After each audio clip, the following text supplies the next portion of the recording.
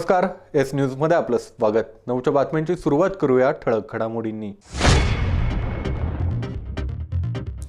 केंद्र सरकारनं 4 पावलं मागे जाऊन कृषी विधेयक रद्द करावीत, माजी खासदार राजू शेट्टी यांची मागणी।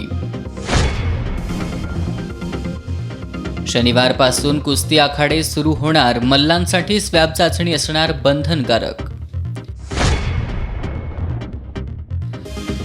शिरोळ तालुक्यातील जांभळी इथल्या सुप्रिया शिवाजी भोसले या विवाहितेची 2 मुलींसह आत्महत्या, आत्महत्येचं नेमकं कारण स्पष्ट नाही। ई कॉमर्स कंपन्यांवर कारवाई करा, कोल्हापूर चेंबर ऑफ कॉमर्सच्या जिल्हाधिकाऱ्यांना निवेदन। आणि कोल्हापूर जिल्ह्यात नव्या 12 कोरोनाबाधितांची नोंद, जिल्ह्यात सध्या 112 जणांवर कोरोनाचे उपचार। To achieve success and prosperity in business, the selection of the right place is very important.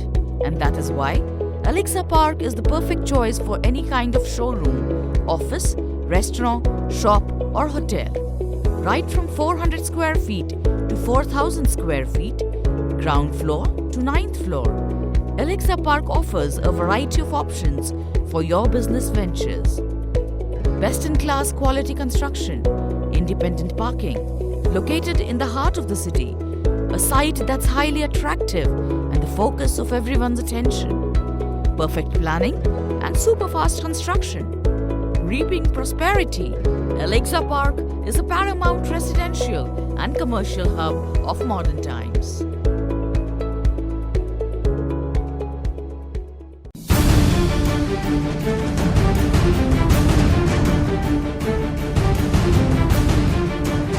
राजकारणाची खबरबात, समाजकारणाचा मागोवा, कला, क्रीडा, मनोरंजन, शेती, उद्योग, कुठं काय घडलंय बिघडलंय, बातमीला योग्य न्याय देणारा, कोल्हापूरचा बुलंद आवाज, एस न्यूज कोल्हापूर, सदैव तुमच्या सोबत।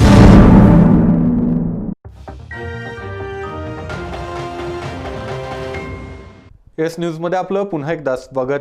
केंद्र सरकारनं मंजूर केलेल्या कृषी विधेयकांविरोधातील दिल्लीतील आंदोलनात सहभागी होण्यासाठी येणाऱ्या शेतकऱ्यांना कोणत्याही परिस्थितीत रोखा, असे आदेश केंद्र सरकारनं दिलेत, असा आरोप माजी खासदार राजू शेट्टी यांनी केलाय। केंद्र सरकारनं 4 पावलं मागे जाऊन ही विधेयकं रद्द करावीत, अशी मागणीही त्यांनी केली आहे। ते आज कोल्हापुरात पत्रकारांशी बोलत होते। केंद्र सरकारच्या कृषी विधेयकांविरुद्ध गेल्या 20 दिवसांपासून दिल्लीत सुरू असलेल्या शेतकरी आंदोलनात माजी खासदार राजू शेट्टी यांनी नुकताच सहभाग घेतला होता। त्यानंतर त्यांनी कोल्हापुरात पत्रकारांशी या आंदोलनासंदर्भात संवाद साधताना केंद्र सरकारवर जोरदार टीका केली। केंद्रानं पारित केलेली 3ही कृषी विधेयकं रद्द करावीत, या मागणीवर शेतकरी ठाम असून केंद्र सरकार बळाचा वापर करून आंदोलन चिरडण्याचा प्रयत्न करत असल्याचा आरोप त्यांनी केला। दिल्लीच्या दिशेनं शेतकरी येत आहेत म्हटल्यानंतर केंद्र सरकारनं भाजप शासित राज्यामध्ये त्या मुख्यमंत्र्यांना आदेश दिला की दिल्लीच्या दिशेनं शेतकऱ्यांना येऊन देऊ नका, आणि त्या पद्धतीनं हरियाणा असेल, उत्तर प्रदेश असेल, मध्य प्रदेश असेल, या सरकारांनी, तिथल्या पोलिसांनी दिल्लीच्या दिशेनं जाणाऱ्या शेतकऱ्यांना आडवाआडवी करायला सुरुवात केली। शेतकऱ्यांकडून कमी दरानं शेतीमालाची खरेदी करायची आणि हंगाम संपल्यावर खरेदी केलेला शेतमाल जादा दरानं विकायचा, हा मोठ्या कंपन्यांचा डाव असल्याची टीका माजी खासदार शेट्टी यांनी केली। स्टॉक लिमिट तर उठणारच आहे, कारण ह्या कायद्यामुळं कुणाला किती अन्नधान्य खरेदी करून गोडाऊनमध्ये साठवता येणार आहे, आणि ते शेतकऱ्याला स्वातंत्र्य नाही। आणि मग हे भरून गोडाऊनमध्ये भरून ठेवायचं, लॉबिंग करून भाव पाडायचे, सरकार सगळं शेतकऱ्याकडनं खरेदी करायचं, दाबून ठेवायचं, आणि सीझन संपल्यानंतर पुन्हा ते दुप्पट दरानं विकायचं। जातीय आणि प्रांतीय रंग देऊन या आंदोलनाला वेगळं वळण लावण्याचा प्रयत्न केंद्रातील काही मंत्री करत असल्याचा आरोपही माजी खासदार शेट्टी यांनी यावेळी केला। एक मंत्री म्हणतो हे चीन आणि पाकिस्तानचे हस्तक आहेत, एक मंत्री म्हणतो की याच्यामध्ये माओवादी आहेत, आतंकवादी आहेत, नक्षलवादी आहेत, एक मंत्री म्हणतो की याच्यामध्ये विरोधी पक्ष घुसलेला आहे. अजून कुणी अजून काय काय म्हणतं, आज गडकरींनी काहीतरी म्हटलेलं आहे वाटतं. म्हणजे ह्याला कसं तरी एक म्हणतात हे खालिस्तानवादीच आहेत, या एक म्हणतो की हे केवळ पंजाबी शेतकरी आहेत. ह्याला जाती रंग द्यायचा, प्रांतीय रंग द्यायचा, प्रादेशिकता निर्माण करायची, असा प्रयत्न सरकार करतं आहे. कोरोनामुळे गेली 9 महिने बंद असलेले कुस्तीचे आखाडे आता पुन्हा सुरू होणार आहेत.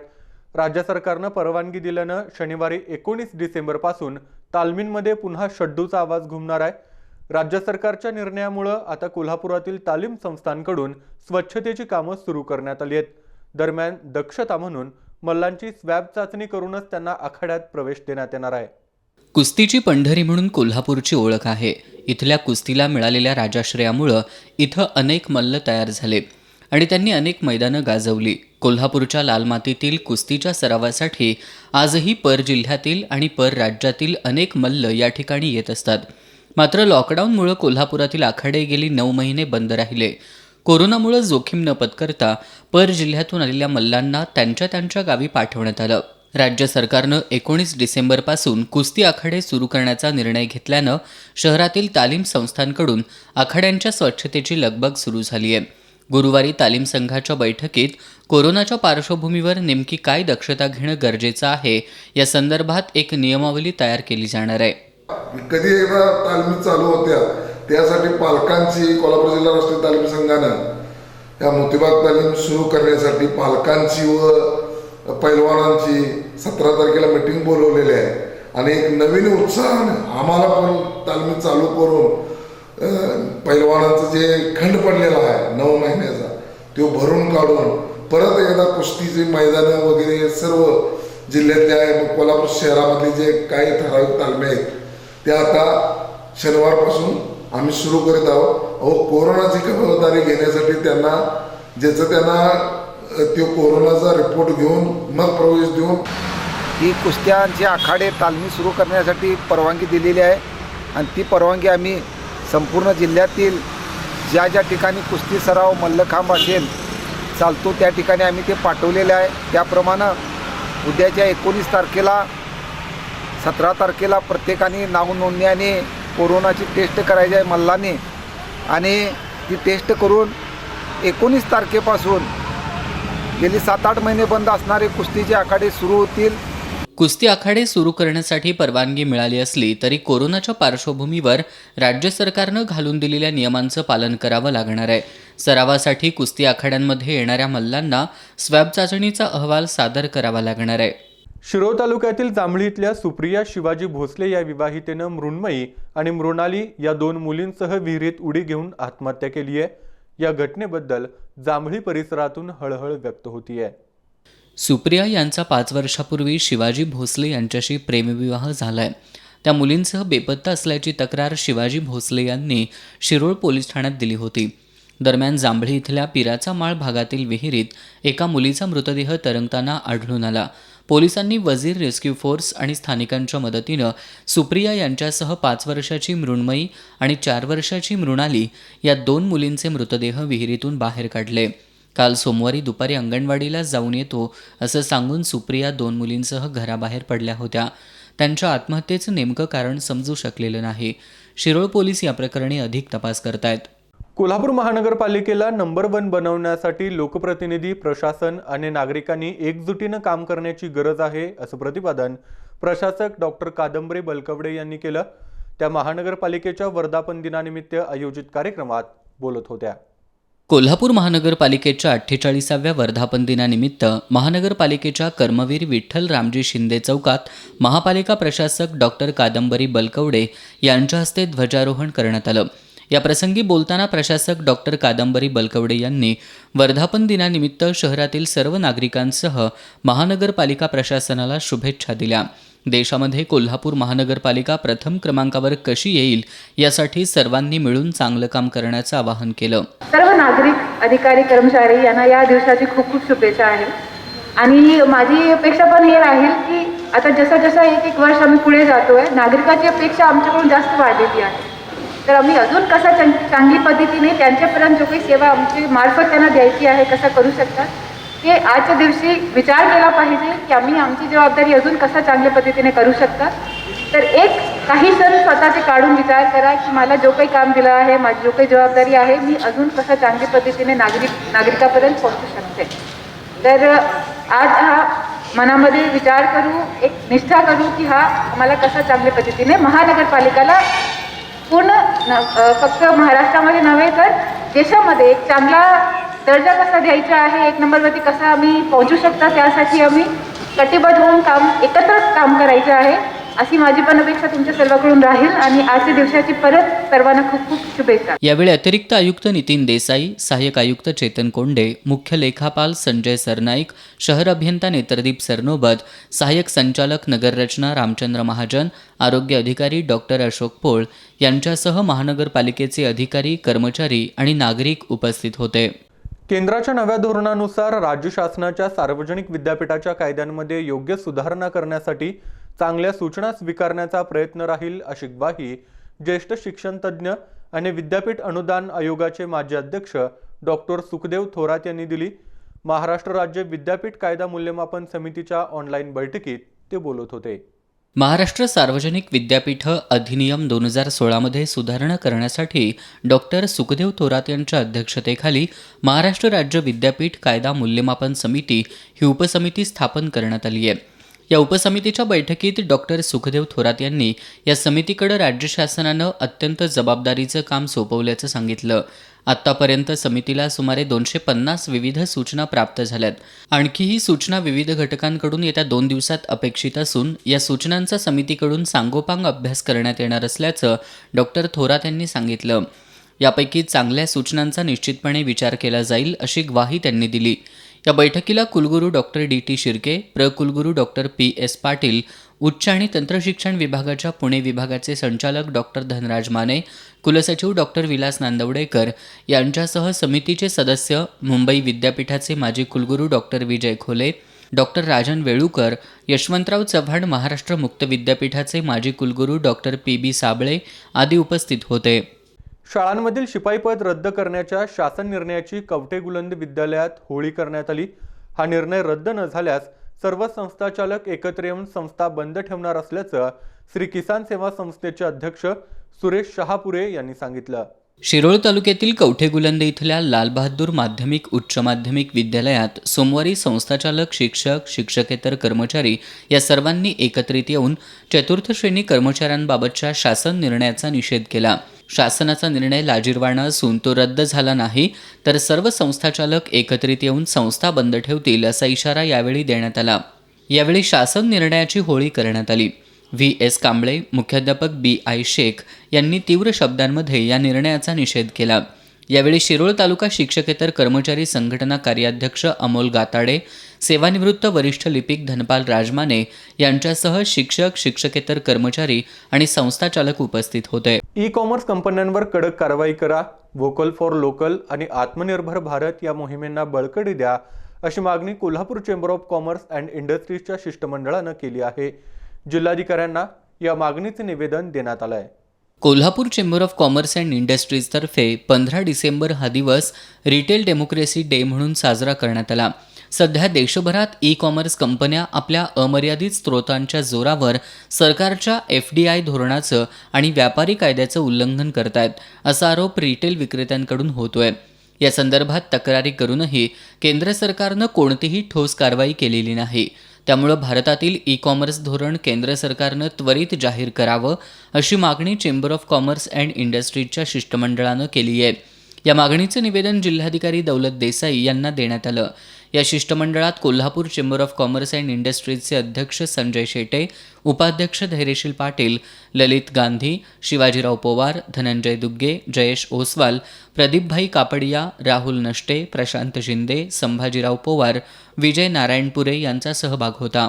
बातम्यांच्या ताज्या अपडेटसाठी एस न्यूज कोल्हापूर या वेबसाईटला जरूर भेट द्या. त्याचबरोबर एस न्यूज कोल्हापूर या यूट्यूब चॅनलला जरूर सबस्क्राईब करा. आणखी काही बातम्या पाहूया अल्पशा विश्रांतीनंतर. पाहत रहा एस न्यूज. हे आहे GTPL SPN डिजिटल नेटवर्क आणि आपण पाहत आहात चॅनल एस.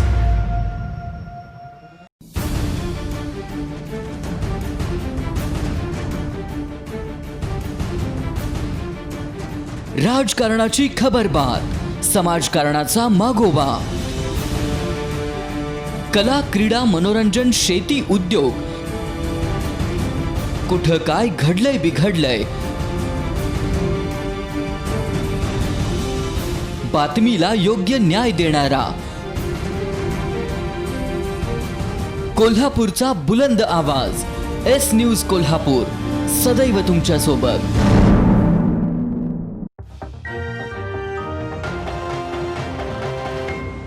बातमीपत्राच्या या भागात आपलं पुन्हा एकदा स्वागत. कोरोना पॉझिटिव्ह रुग्णांनी विविध प्रकारांच्या उपचार पद्धतींचा अवलंब करत कोरोनावर यशस्वीरित्या मात केली. मात्र कोरोनातून बरं झालेल्या रुग्णांना विविध प्रकारांच्या आजारांना सामोरं जावं लागत असल्याचं चित्र दिसतंय. कोल्हापुरातील विश्ववती आयुर्वेदिक चिकित्सालय आणि रिसर्च सेंटरच्या वतीनं कोरोना काळात रस माधववटी तसंच माधव रसायन ही 2 औषधं विकसित करण्यात आली. आतापर्यंत जवळपास 10 लाख लोकांनी कोरोनापासून बचावासाठी तसंच कोरोनाची लक्षणं दिसू लागताच ही औषधं घेतली. या औषधांचा चांगला परिणाम दिसत आला असून औषधं घेतलेल्या कुणालाही औषधाचे साईड इफेक्ट्स झाले नसल्याचा दावा विश्ववती चिकित्सालयानं केलाय. कोरोना संक्रमण वाढीच्या काळात कोरोना पॉझिटिव्ह रुग्णांना तातडीची वैद्यकीय सेवा मिळणं अवघड झालं आणि अनेकांचा उपचाराअभावी मृत्यू झाला.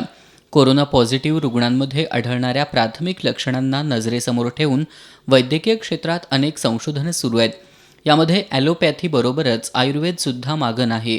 कोल्हापुरातील विश्ववती आयुर्वेदिक चिकित्सालय आणि रिसर्च सेंटरनं वेगवान आणि अचूक संशोधन करत विश्वपंढरीचे अध्यक्ष आनंदनाथ सांगवडेकर यांच्या प्रेरणेतून रस माधववटी आणि माधव रसायन ही 2 औषधं तयार केली. सध्या कोरोना महामारीच्या पार्श्वभूमीवर लाखो लोक रसमाधववटी आणि माधव रसायन ही 2 औषधं घेत आहेत. या 2 औषधांमुळे रुग्णांच्या रक्ताचं शुद्धीकरण होण्याबरोबरच त्यांची रोगप्रतिकारक शक्ती वाढत असल्याचं आयुर्वेदाचार्य दीपक धामणे यांनी एस न्यूजशी बोलताना सांगितलं. तर यामध्ये माधव रसायन ह्या औषधाचे आपण एक इंटरल्युकिन 6 नावाचे एक संशोधन केलेलं आहे. त्यामध्ये की जे रक्तातले जे घटक आहेत की जे सायटोकायनिन नावाचा घटक आहे ते रक्तातली अशुद्धता दूर करून म्हणजे जे विषारी तत्व आहे ते दूर करत आहे आणि कोरोनाचे अनुषंगाने जे सायटोकायनिन वाढत आहे ते सगळं दूर करून आणि त्याच्यामुळे फुफ्फुस त्यानंतर रक्ताचे विकार, फुफ्फुसांचे विकार आणि लिव्हरचे विकार हे सगळे दूर करते. आणि आत्तापर्यंत देशभरातील जवळपास 10 लाख लोकांनी या औषधाचं सेवन केलं असून त्यांना कोणत्याही प्रकारचा साईड इफेक्ट जाणवलेला नाही. कोरोना रुग्णांची रोगप्रतिकारक शक्ती वाढवण्यात रसमाधववटी उपयुक्त ठरत असून माधव रसायन औषधामुळं विषाणूजन्य आजारावर नियंत्रण येत असल्याचं स्पष्ट झालंय. या 2 औषधांच्या सकारात्मक परिणामानंतर पोस्ट कोविड परिस्थितीत रुग्णांना होणारे त्रास टाळण्यासाठी माधव रसायन प्लस हे औषध विकसित करण्याचं काम सुरू असल्याचं विश्ववतीचे अध्यक्ष निरंजनदास सांगवडेकर यांनी सांगितलं. इम्युनिटी वाढणारी जी औषधं आहेत रसमाधव आणि माधव रसायनवटी हे आपण संशोधित केलेले आहेत. गेले 8 महिने याचे आपण उपचार यशस्वी पद्धतीनं रुग्णांच्यावर होत आहेत. महाराष्ट्रात आणि भारतात जवळजवळ 10 लाखापर्यंत रुग्णांच्यावर आपण आपले यशस्वी उपचार झालेले आहेत. याचा कुठलाही साईड इफेक्ट अद्यापपर्यंत कुणालाही जाणवलेला नाही आहे. त्या अनुषंगानं किंवा कोरोनातून जी इम्युनिटी आपल्याला आता जी गरजेची आहे आत्ताच्या काळात इम्युनिटी जी आपण म्हणतो इम्युनिटी वाढली पाहिजे त्या अनुषंगाने हे औषधं अत्यंत उपयुक्त आहेत. एकंदरीतच विश्ववती आयुर्वेदिक चिकित्सालय आणि रिसर्च सेंटरच्या वतीनं विकसित करण्यात आलेली रसमाधववटी आणि माधव रसायन ही कोरोना काळात लाखो लोकांना फायद्याची ठरली असून या सेंटरच्या माधव रसायन प्लस या औषधाबद्दल लोकांमध्ये उत्सुकता आहे. कोरोना रुग्णामुळं मानसिकदृष्ट्या व शारीरिकदृष्ट्या खचलेल्या रुग्णांना यशस्वी उपचार पद्धतीच्याद्वारे सक्षम करण्याचं नवसंजीवनी देण्याचं काम विश्ववतीच्या माध्यमातून केलं जातं आहे यात शंका नाही. यस न्यूजसाठी कॅमेरामन अर्जुन टाकळकरसह प्रसाद पाटील. केंद्र सरकारनं बळाचा वापर करून शेतकऱ्यांचं आंदोलन चिरडण्याचा प्रयत्न केला तर शेतकरी हिंसक होऊन रस्त्यावर उतरतील आणि अन्न सुरक्षेचा प्रश्न निर्माण होईल असा इशारा स्वाभिमानीचे अध्यक्ष माजी खासदार राजू शेट्टी यांनी दिलाय. ते कोल्हापुरात पत्रकार बैठकीत बोलत होते. दिल्लीतील शेतकरी आंदोलनात शेतकऱ्यांचे मृत्यू होत असतानाही सरकार कोणताही ठोस निर्णय न घेता फक्त बघ्याची भूमिका घेतंय हे दुर्दैवी असल्याचं सांगत माजी खासदार राजू शेट्टी यांनी केंद्र सरकारविरोधात तीव्र नाराजी व्यक्त केली. 12 कालपर्यंत मेली ती काल पहाटे 2 मेली, 14 जणांचा बळी गेला, तरीही ते मागं हटायला तयार नाहीत. कुठली महामार्ग 20-20 दिवस बंद असताना सुद्धा सरकार बघायची भूमिका घेणं हे धोकादायक आहे. बळाचा वापर करून सरकारनं आंदोलन चिरडण्याचा प्रयत्न करू नये. शेतकरी हिंसक होऊन रस्त्यावर उतरला तर देशाच्या अन्न सुरक्षेचा प्रश्न निर्माण होईल, असा इशाराही त्यांनी यावेळी दिला. अर्धसैनिक बल दिल्लीच्या दिशेनं येताना दिसतंय. बळाचा वापर करून जर का सरकारनं अशा पद्धतीनं ते आंदोलन चिरडण्याचा प्रयत्न केला तर त्याच्या प्रतिक्रिया संपूर्ण देशात उमटल्याशिवाय राहणार नाही. यापूर्वी अनेक कंपन्यांनी करार शेतीचा प्रयोग केलाय, मात्र त्यामध्ये कायम शेतकऱ्यांचीच फसवणूक झाल्याचं त्यांनी निदर्शनास आणून दिलं. कॉन्ट्रॅक्ट फार्मिंग आजपर्यंत कधीच यशस्वी झालेलं नाही आणि कॉन्ट्रॅक्ट फार्मिंग जे दोन्हीकडून सहमतीनं होतं त्याला ह्या नव्या कायद्याची गरजच नाही. या सरकारला जे अपेक्षित कॉन्ट्रॅक्ट फार्मिंग आहे ते अशा प्रकारचं कॉन्ट्रॅक्ट फार्मिंग आजपर्यंत कधीही यशस्वी झालेलं नाही. पेप्सीसारख्या कंपन्यांनी कॉन्ट्रॅक्ट फार्मिंग केलं, त्याच्यामध्ये शेतकऱ्यांचीच फसवणूक झाली. त्याच्यानंतर अनेक कंपन्या आल्या, त्यांनी असंच केलेलं आहे. पत्रकार बैठकीला संघटनेचे प्रदेशाध्यक्ष जालंधर पाटील, जिल्हाध्यक्ष जनार्दन पाटील, अजित पवार, विक्रम पाटील, वैभव कांबळे, राजेंद्र पाटील, संजय चौगले, विवेक बच्चे, रंगराव पाटील आदी उपस्थित होते. शाहूवाडी तालुक्यातील धरणग्रस्तांच्या प्रलंबित प्रश्नांसाठी तहसील कार्यालयासमोर साखळी उपोषण सुरू करण्यात आले. जनसुराज्य शक्ती पक्ष, स्वाभिमानी शेतकरी संघटना, वारणा फाउंडेशन आणि ऑल इंडिया स्टुडंट फेडरेशन या संघटनांच्या कार्यकर्त्यांनी या उपोषणात सहभाग घेतलाय. धरणग्रस्तांनी घरगुती आणि शेतीपंपासाठी तातडीनं विद्युत जोडण्या मिळाव्यात, लॉकडाऊन काळातील वीज बिलं माफ व्हावीत, शेतीपंपासाठी दिवसा वीज पुरवठा करावा, विरळे पळसवडे हद्दीतील विजेसंदर्भातील कामं पूर्ण करावीत, या आणि अन्य मागण्यांकडे या उपोषणादरम्यान लक्ष वेधण्यात आलं. कानसा वारणा फाउंडेशनचे अध्यक्ष कृष्णा पाटील यांनी जोपर्यंत धरणग्रस्तांच्या प्रलंबित मागण्या पूर्ण होत नाहीत तोपर्यंत साखळी उपोषण सुरूच राहील असं सांगितलं. लॉकडाऊनच्या काळामध्ये थकीत वीज बिल आलेलं आहे त्या माफीसाठी, त्याचबरोबर शेतीपंपाचं कनेक्शन तत्काळ जोडणे, याचबरोबर छोटे मोठे व्यावसायिकांना बिल माफ करणे, त्याचबरोबर बऱ्याचशा ग्रामपंचायतींना जे जास्त बिल आलेले आहे याच्यावरती व्याज माफ करणे.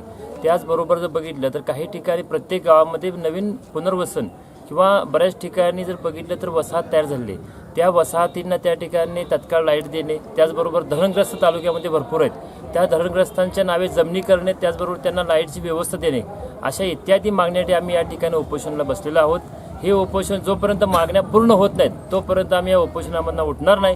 या उपोषणामध्ये स्वाभिमानीचे राजेंद्र पाटील, सुरेश माहुटकर, विद्यानंद यादव, जयसिंग पाटील चरणकर, हरिबा घोलप, तंटामुक्त गाव समितीचे अध्यक्ष सुरेश पाटील, लक्ष्मण पाटील, भैया थोरात यांच्यासह विविध संघटनांचे पदाधिकारी आणि धरणग्रस्त सहभागी झाले होते. गाव करील ते राव काय करील ही उक्ती पन्हाळा तालुक्यातील पोर्ले तर्फे ठाणे या गावानं सार्थ ठरवली आहे.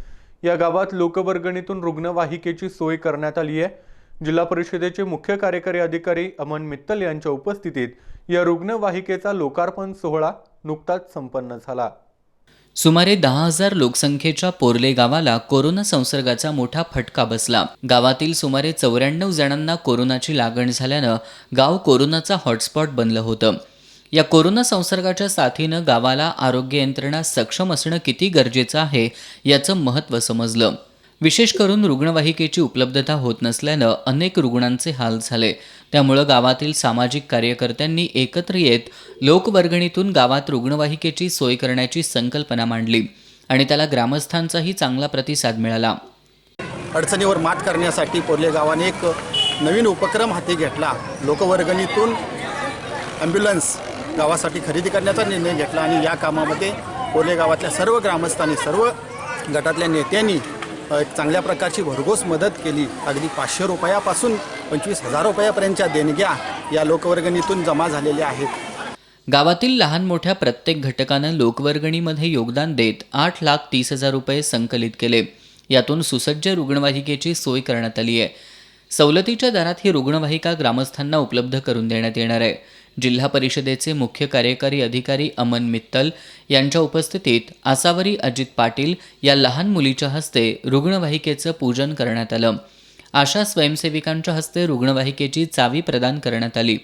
मुख्य कार्यकारी अधिकारी अमन मित्तल यांनी या उपक्रमाचं कौतुक केलं.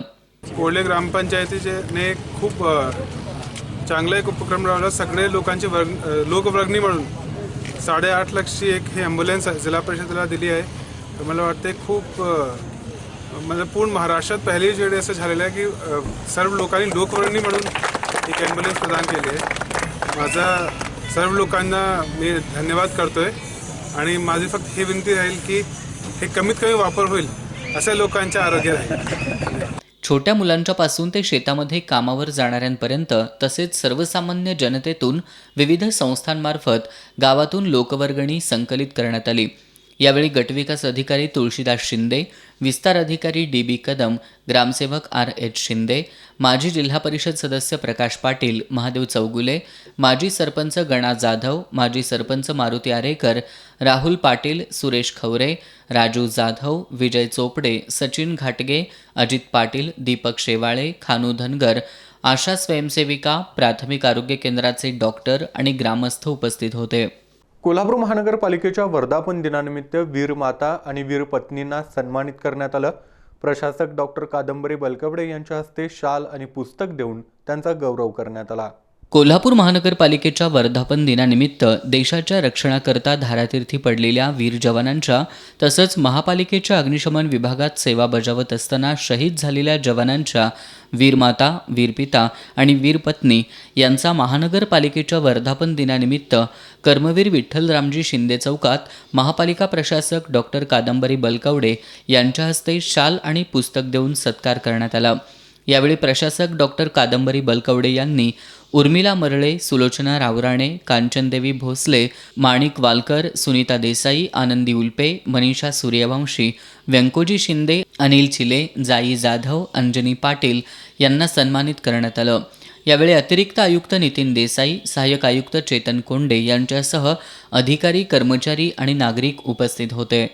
हातकणंगले तालुक्यातील हेरले इथलं सेंटर फॉर रेनेसॉ या सर्व धर्मातील वंचित मुलांसाठी शैक्षणिक केंद्राची उभारणी करण्यात येणार आहे.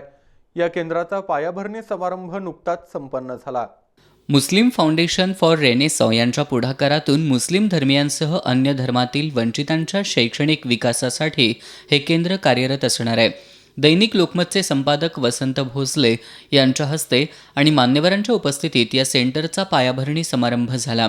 यावेळी बोलताना वसंत भोसले यांनी समाजातील एखाद्या उपेक्षित घटकाला वंचित ठेवून राष्ट्र मोठं होऊ शकत नसल्याचं सांगितलं. राजर्षी शाहू महाराजांनी समाजातील सर्व घटकांचा विचार करून केलेल्या राज्यकारभाराचा भोसले यांनी गौरवपूर्ण उल्लेख करत त्यांचा वारसा जपण्याची गरज असल्याचं सांगितलं. यावेळी हुमायून मुरसल, संपत देसाई, धनाजी गुरव, चंद्रकांत यादव, दिलावर बागलकोटी, हाजी नदाफ खलील अन्सारी, ॲडव्होकेट अशोकराव साळोखे, रेहान मुरसल, उपसरपंच राहुल शेटे यांच्यासह नियाद सौदागर, सलीम बारगीर, डॉक्टर सूरज तांबोळी आदी मान्यवर उपस्थित होते. गेल्या काही दिवसांपासून डिझेलच्या दरात सातत्यानं वाढ होतीये. या दरवाढीमुळे आर्थिक नुकसान सोसणाऱ्या बोरवेल मालकांनी शनिवारपासून बेमुदत कामबंद आंदोलन सुरू केलं आहे. कोल्हापूर आणि सांगली जिल्ह्यातील बोरवेल गाड्या नुकसान सहन करून व्यवसाय करतायत असं सांगत बोरवेल व्यावसायिकांनी दरवाढीची मागणी केली आहे. डिझेलच्या दरानं 81 रुपयांचा आकडा पार केलाय. मात्र त्या तुलनेत बोरवेल खुदाईच्या दरात वाढ झाली नसल्यानं नुकसान सहन करावं लागत असल्याचं व्यावसायिकांचं म्हणणं आहे. कोल्हापूर जिल्हा बोरवेल मालक असोसिएशनच्या माध्यमातून बोरवेल व्यावसायिकांनी प्रतिफूट 75 रुपयांची दरवाढ मागत शनिवारपासून कामबंद आंदोलन सुरू केलंय. करवीर तालुक्यातील सावर्डे दुमाला येथील शेतकरी कुंडलिक बापू भोसले यांच्या शेतातील वृक्षांची सूचना न देता बेसुमार तोड करण्यात आली आहे. भोसले यांनी या संदर्भात नंदकुमार पाटील यांच्या विरोधात करवीर पोलीस ठाण्यात तक्रार दाखल केली आहे. या घटनेची चौकशी करून संबंधितांवर कडक कारवाई करण्याची मागणी भोसले यांनी केली आहे. कुंडलिक बापू भोसले यांची शिरोली दुमाला ते नरगेवाडी रस्त्याच्या बाजूला शेतजमीन आहे. सध्या या रस्त्याच्या दुरुस्तीचं काम सुरू आहे. या रस्त्याचं काम करणाऱ्या ठेकेदारानं भोसले यांच्या शेताच्या बांधावरील विविध प्रकारची 105 झाडं तोडून नुकसान केल्याची तक्रार कुंडलिक भोसले यांनी केली आहे. ठेकेदाराने जाऊन नंदकुमार आनंदा पाटील यांनी झाडं आमची उद्ध्वस्त केली आणि हे न भरून येणारे हे आमचं आर्थिक नुकसान मोठं झालेलं आहे आणि ह्याचा आम्हाला आर्थिक म्हणजे काय ते सांगण्यासारखं नाही आहे. आणि ही परिस्थिती म्हणजे अतिशय वाईट हिने केलेली आहे. आणि आम्ही करवीर पोलीस स्टेशनमध्ये आम्ही रीतसर करवीर पोलीस स्टेशनला गुन्हा नोंद केला आहे आणि कलेक्टर ऑफिस, वन विभाग ह्याचने आम्ही निवेदन दिलेले आहेत. भोसले यांनी करवीर पोलिसात नंदकुमार पाटील यांच्या विरोधात तक्रार दाखल केली आहे. कत्तल केलेल्या झाडांची विल्हेवाट लावली जाण्याअगोदर पंचनामा करून संबंधितावर कडक कारवाई करण्याची मागणी भोसले यांनी जिल्हाधिकारी, तहसीलदार आणि वनधिकारी यांच्याकडेही निवेदनाद्वारे केली आहे. कोल्हापूर जिल्ह्यात आज मंगळवारी सायंकाळी 5 वाजेपर्यंतच्या 24 तासात नव्या 12 कोरोनाबाधितांची नोंद झाली आहे. सध्या जिल्ह्यात 112 बाधितांवर उपचार सुरू आहेत. गेल्या 24 तासात जिल्ह्यात नव्या 12 कोरोनाबाधित रुग्णांची भर पडून जिल्ह्यातील एकूण बाधितांची संख्या 49,310 वर पोहोचली आहे. नव्या रुग्णांमध्ये कोल्हापूर महानगरपालिका क्षेत्रातील 4, नगरपालिका क्षेत्रातील 1, पर जिल्ह्यातील 4 तर करवीर, गडहिंग्लज आणि आजरा तालुक्यातील प्रत्येकी एका रुग्णाचा समावेश आहे. गेल्या 24 तासात 28 जणांना डिस्चार्ज देण्यात आलाय. त्यामुळे जिल्ह्यातील आतापर्यंत डिस्चार्ज मिळालेल्यांची संख्या 47,505 वर पोहोचली आहे.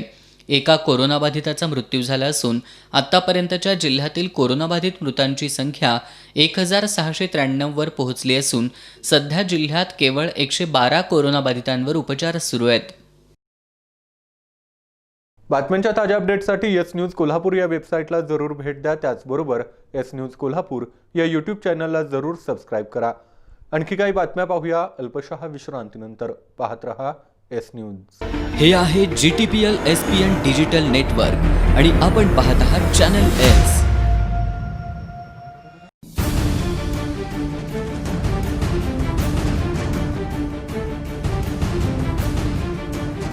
राजकारणाची खबरबात, समाजकारणाचा मागोवा, कला, क्रीडा, मनोरंजन, शेती, उद्योग, कुठं काय घडलंय बिघडलंय, बातमीला योग्य न्याय देणारा, कोल्हापूरचा बुलंद आवाज. एस न्यूज कोल्हापूर, सदैव तुमच्या सोबत.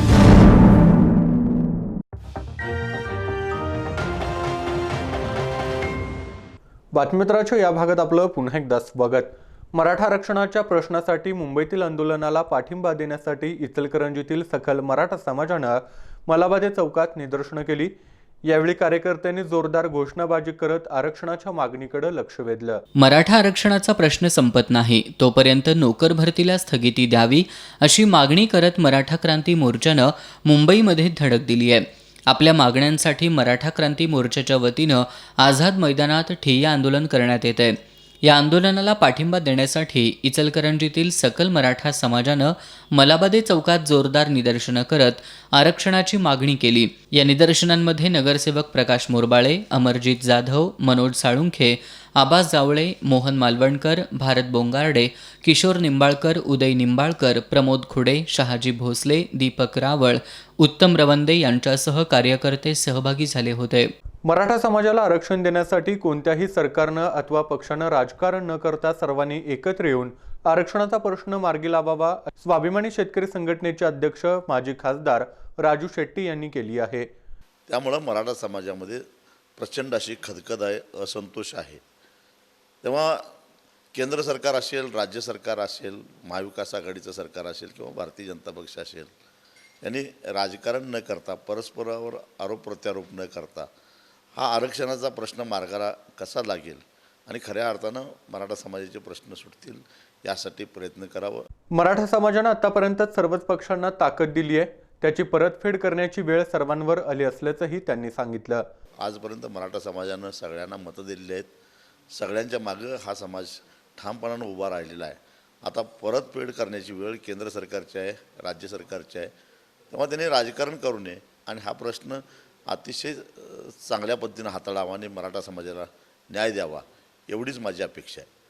करवीर तालुक्यातील नेरली ग्रामपंचायतीचे उपसरपंच रंगराव धनगर यांनी पदाचा राजीनामा दिल्यानंतर नूतन उपसरपंच निवडीसाठी सरपंच प्रकाश पाटील यांच्या अध्यक्षतेखाली सभा घेण्यात आली. या सभेत नामदार सतेज पाटील गटाचे संजय चौगले यांची उपसरपंचपदी बिनविरोध निवड करण्यात आली. यावेळी ग्रामविकास अधिकारी सचिन कारखिले, जनार्दन पाटील, अजित पाटील, सागर चौगले, रावसाहेब चौगले, सागर पाटील यांच्यासह ग्रामपंचायत सदस्य आणि ग्रामस्थ उपस्थित होते. कोल्हापूर महानगरपालिकेच्या 48व्या वर्धापन दिनानिमित्त महापालिका कर्मचाऱ्यांनी 50,000 शेणी पंचगंगा स्मशानभूमीसाठी प्रदान केल्या. कर्मचाऱ्यांनी या शेणी कर्मवीर विठ्ठल रामजी शिंदे चौकात प्रशासक डॉक्टर कादंबरी बलकवडे यांच्याकडे सुपूर्द केल्या. महानगरपालिका कर्मचाऱ्यांकडून गेल्या 8 वर्षांपासून पंचगंगा स्मशानभूमीला शेणी प्रदान करण्याचा उपक्रम राबवण्यात येतोय. या उपक्रमांतर्गत पहिल्या वर्षी 10,000, दुसऱ्या वर्षी 20,000, तिसऱ्या वर्षी 30,000 शेणी, फायर एक्स्टिंग्विशर आणि भिंतीवरील घड्याळ तर चौथ्या वर्षी 30,000 शेणी प्रदान करण्यात आल्या. 5व्या, 6व्या आणि 7व्या वर्षी प्रत्येकी 40,000 शेणी दान करण्यात आल्या होत्या. यावर्षीही महापालिकेच्या वर्धापन दिनाचं औचित्य साधून महानगरपालिका कर्मचाऱ्यांनी पंचगंगा स्मशानभूमीसाठी 50,000 शेणी प्रशासक डॉक्टर कादंबरी बलकवडे यांच्याकडे सुपूर्द केल्या. यावेळी अतिरिक्त आयुक्त नितीन देसाई, सहाय्यक आयुक्त चेतन कोंडे, शहर अभियंता नेत्रदीप सरनोबत, अंतर्गत लेखापरीक्षक संजय भोसले आणि महानगरपालिकेचे अधिकारी कर्मचारी उपस्थित होते. इचलकरंजी नगरपालिकेकडील कचरा गोळा करणाऱ्या वाहनाला आग लागून हे वाहन पूर्णपणे जळून खाक झालं. सुदैवाने यामध्ये कोणतीही जीवितहानी झालेली नाही. केंद्र आणि राज्य सरकारच्या घनकचरा प्रकल्पासाठीच्या अनुदानातून गेल्या वर्षी कचरा गोळा करण्यासाठी 2 कॉम्पॅक्टर आणि घंटागाडी इचलकरंजी नगरपालिकेकडे प्राप्त झाली होती. सांगली रोडवर असणाऱ्या कचरा डम्पिंग ग्राउंडवर ही वाहनं उभी केली जातात. आज वाहनं बाहेर काढण्यासाठी कर्मचारी गेले असता एका कॉम्पॅक्टरचं चाक खड्ड्यात रुतलं. यावेळी बाजूच्या कचऱ्यानं पेट घेऊन एक ठिणगी कॉम्पॅक्टरच्या इंजिनवर पडली. बघता बघता कॉम्पॅक्टरची पुढची बाजू जळून खाक झाली. कर्मचाऱ्यांनी अग्निशमन दलाला याची माहिती दिली. अग्निशमन दलानं घटनास्थळी धाव घेत आग विझवली, परंतु तोपर्यंत सुमारे 25 लाख रुपयांचा कॉम्पॅक्टर जळून खाक झाला होता. कोल्हापुरातील शनिवार पेठेतील पुरातन श्री खोलखंडोबा मंदिरात आज चंपाषष्ठी उत्सवाला सुरुवात झाली. शनिवारी 19 डिसेंबरला जागर आणि रविवारी 20 डिसेंबरला पालखी सोहळ्यानं या उत्सवाची सांगता होणार आहे. शनिवार पेठेतील जमिनीखाली 25 फूट खोल असणारं श्री खोलखंडोबा हे पुरातन मंदिर आहे. मुस्लिम स्थापत्य शैलीत असणाऱ्या या मंदिराचं बांधकाम मोठ्या दगडी शिळांनी करण्यात आलं असून मंदिराचा कळस घुमटाकार आहे. मंदिरात दर्शनासाठी पायऱ्या उतरून जावं लागतं. या मंदिरात दगडी शिवलिंग असून हे खंडोबा देवाचं मूळ स्थान मानलं जातं. शेजारी आई बाणाई देवीची मूर्ती आहे.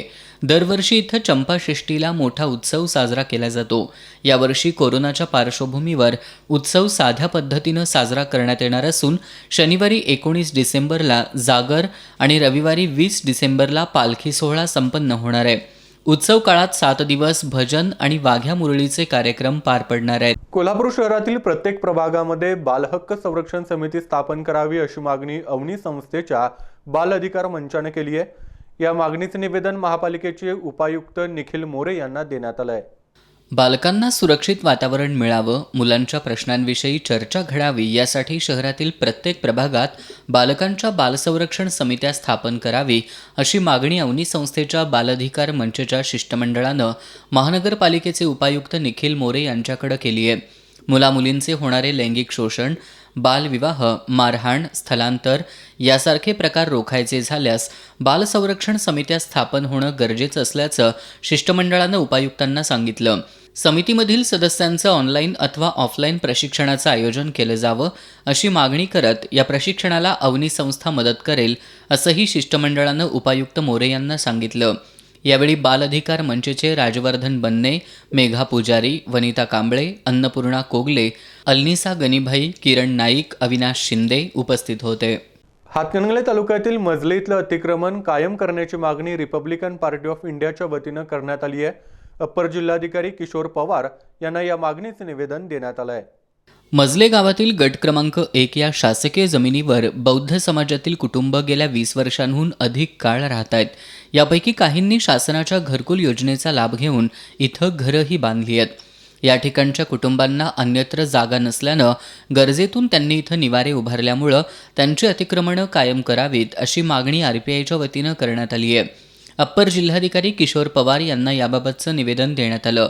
यावेळी सतीश माळगे, जानबा कांबळे, अप्पा मोरे, प्रवीण कांबळे, संभाजी कांबळे, सलमान मौलवी, गणेश माळगे आदी उपस्थित होते. जबरी चोरी प्रकरणातील दोघा सराईतांना जुना राजवाडा पोलिसांनी आज ताब्यात घेतले. राजकुमार मलिक आणि आदित्य दिंडे अशी त्यांची नावं आहेत. सुमारे 1,48,000चा मुद्देमाल त्यांच्याकडून जप्त करण्यात आलाय. शहरात वाढत चाललेल्या वाहन चोऱ्यांमुळे लोकांमध्ये भीतीचं वातावरण निर्माण झालंय.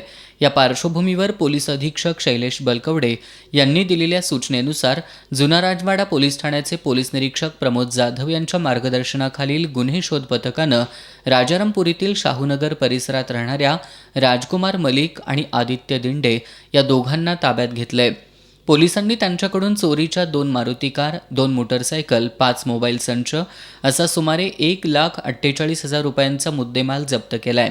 या दोन्ही संशयितांवर यापूर्वी शहरातील राजारामपुरी, जुना राजवाडा, लक्ष्मीपुरी या पोलीस ठाण्यात गुन्हे दाखल आहेत. गुन्हे शोध पथकाचे पोलीस उपनिरीक्षक योगेश पाटील यांच्यासह विजय कोळी, शाहू तळेकर, योगेश गोसावी यांनी या कारवाईत सहभाग घेतला. कोल्हापूर महानगरपालिकेचा आज वर्धापन दिन साजरा झाला. या निमित्तानं महानगरपालिकेच्या इमारतीला केलेल्या आकर्षक विद्युत रोषणाईनं इमारतीचं सौंदर्य अधिक खुललं होतं.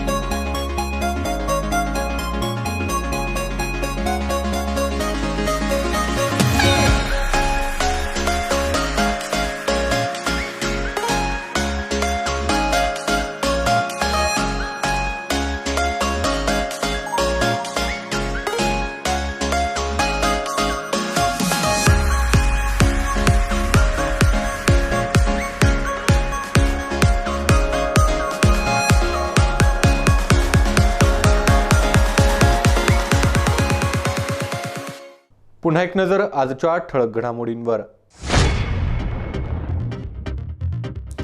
केंद्र सरकारनं 4 पावलं मागे जाऊन कृषी विधेयकं रद्द करावीत, माजी खासदार राजू शेट्टी यांची मागणी. शनिवारपासून कुस्ती आखाडे सुरू होणार, मल्लांसाठी स्वॅब चाचणी असणार बंधनकारक. शिरोळ तालुक्यातील जांभळी इथल्या सुप्रिया शिवाजी भोसले या विवाहितेची 2 मुलींसह आत्महत्या. आत्महत्येचं नेमकं कारण स्पष्ट नाही. ई कॉमर्स कंपन्यांवर कारवाई करा, कोल्हापूर चेंबर ऑफ कॉमर्सच्या जिल्हाधिकाऱ्यांना निवेदन. आणि कोल्हापूर जिल्ह्यात नव्या 12 कोरोनाबाधितांची नोंद. जिल्ह्यात सध्या 112 जणांवर कोरोनाचे उपचार. बातम्यांच्या ताज्या अपडेटसाठी एस न्यूज कोल्हापूर या वेबसाईटला जरूर भेट द्या. त्याचबरोबर एस न्यूज कोल्हापूर या यूट्यूब चॅनलला जरूर सबस्क्राईब करा. याबरोबरच हे बातमीपत्र संपलं. नमस्कार.